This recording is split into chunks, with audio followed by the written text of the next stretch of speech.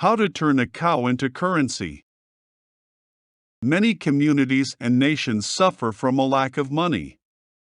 Money is borrowed from banks, other nations, or international bodies, but it is never enough.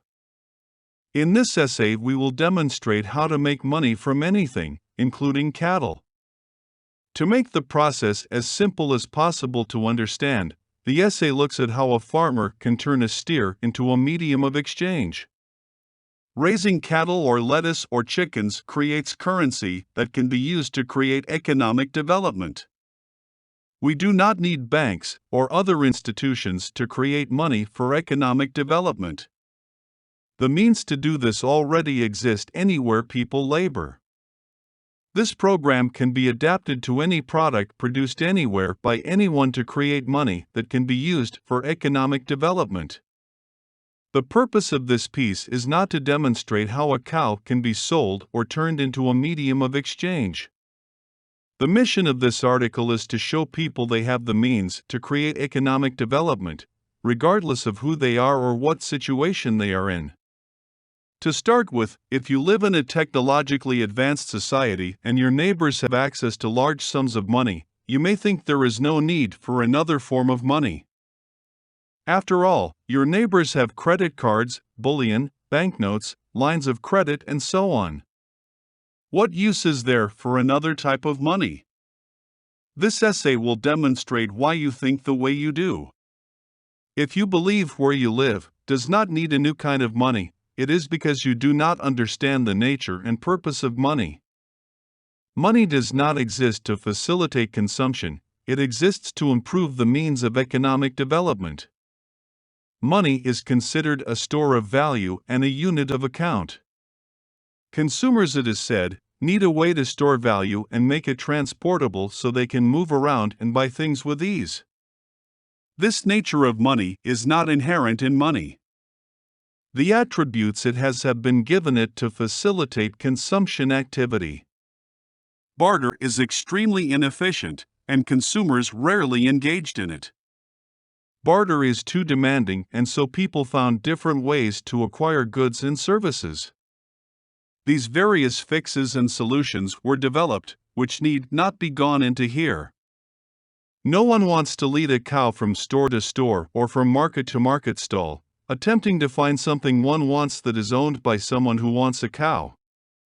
The likelihood of finding something owned by someone willing to trade what they have for a cow in the quantity that reflects the value of a cow is so unlikely it is highly unlikely anyone attempted to do it.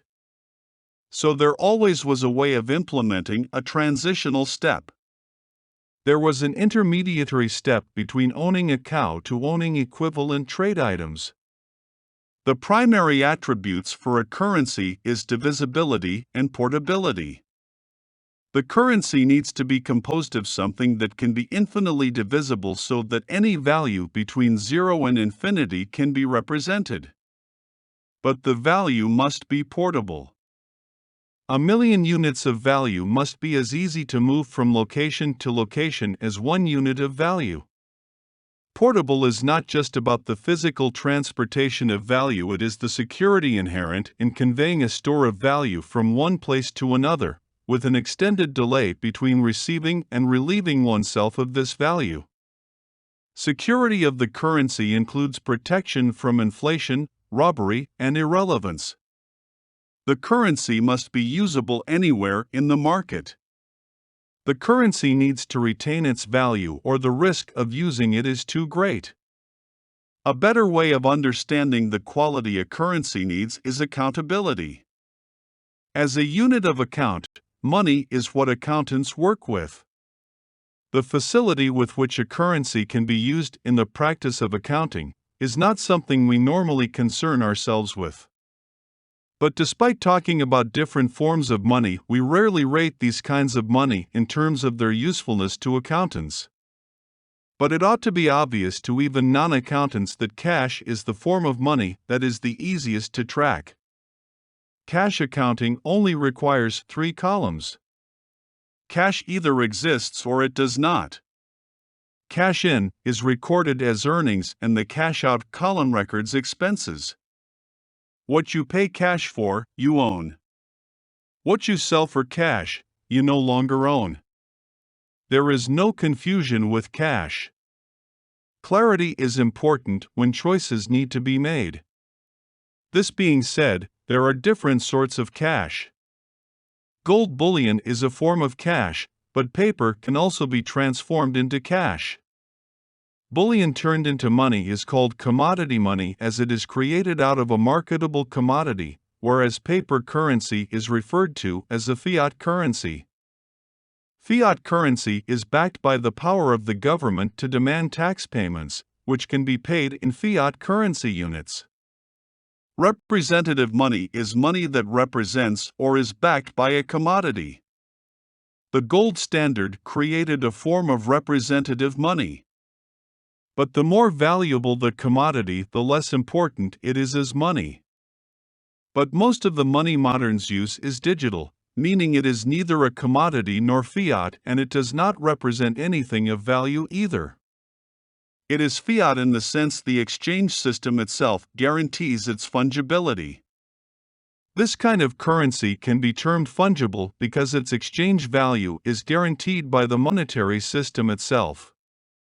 The money issuing authority takes it as payment and forces all those who participate in the system to similarly accept the currency as payment for all debts.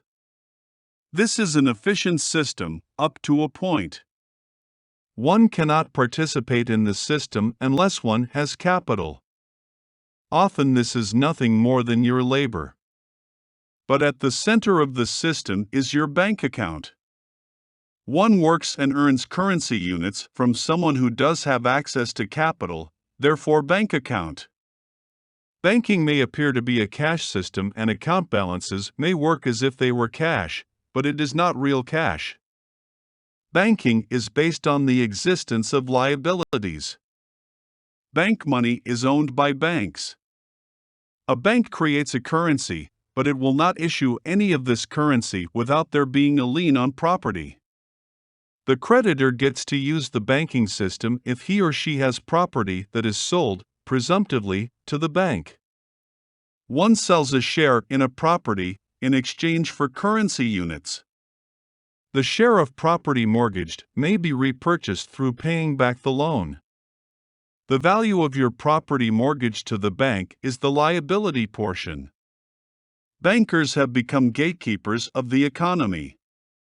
It is the banker who determines what an asset is worth and if it is worth anything at all, within the context of the monetary system. The main concern for the banker is if the asset is inflatable. An asset that depreciates is not a good candidate for a loan. This makes it difficult to borrow money on anything but property, commercial property being the preferred vehicle. However, disposable property is also considered if it can retain sufficient value to ensure the recovery of the principal amount. Interest outstanding can be sued for in court if necessary. All of these kinds of currency have one thing in common. They are all types of assets. Even digital money is owned by someone. Bank accounts have value, thus bank accounts can be rented to clients as a loan of a certain value that can be used as a form of money. But the account is an asset owned by the bank.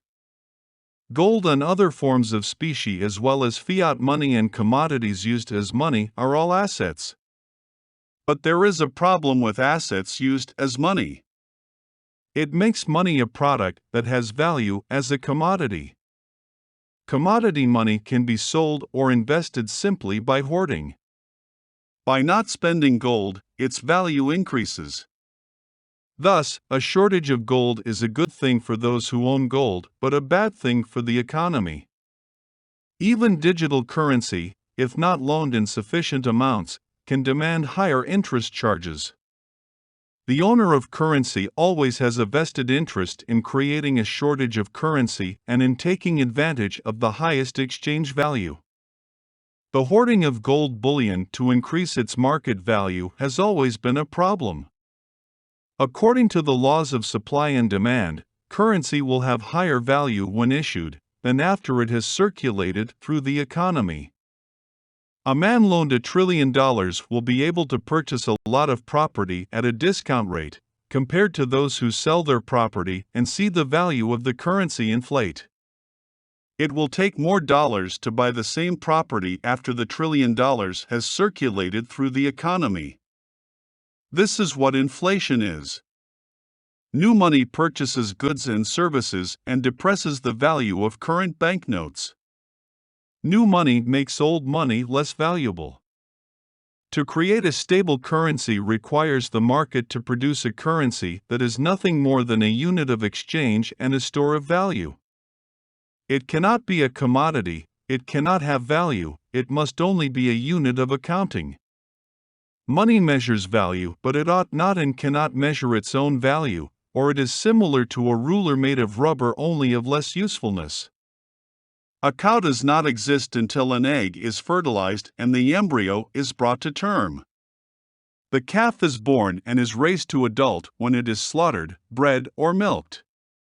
The adult has value, because the work of the farmer adds value to the fertilized egg and therefore, to the economy.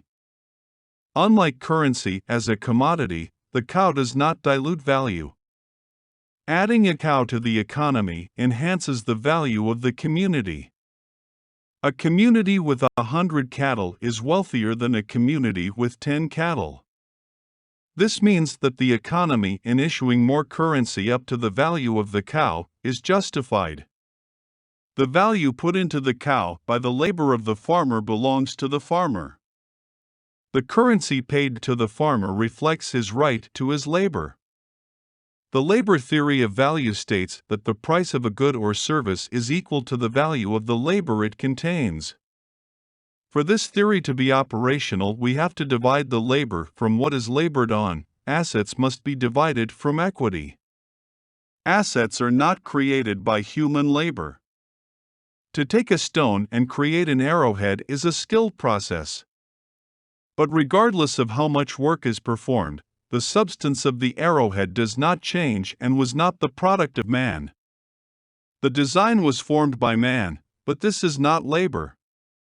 The labor follows the design and modifies the stone to create the arrowhead.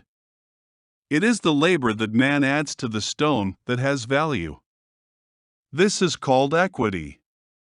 The cow is created by the labor of a farmer. The farmer's labor has value and needs to be paid for. The community benefits from the labor of its citizens, thus, it is the community that has the right to issue money. As people work and create value, they get paid for the work they do by the community that benefits from the labor performed. A cow or any other act of work is turned into currency when the community recognizes the work done by paying for the work done. This is the labor theory of value. Only the community can determine the value that was added to an asset, for the community owns the assets its citizens work on.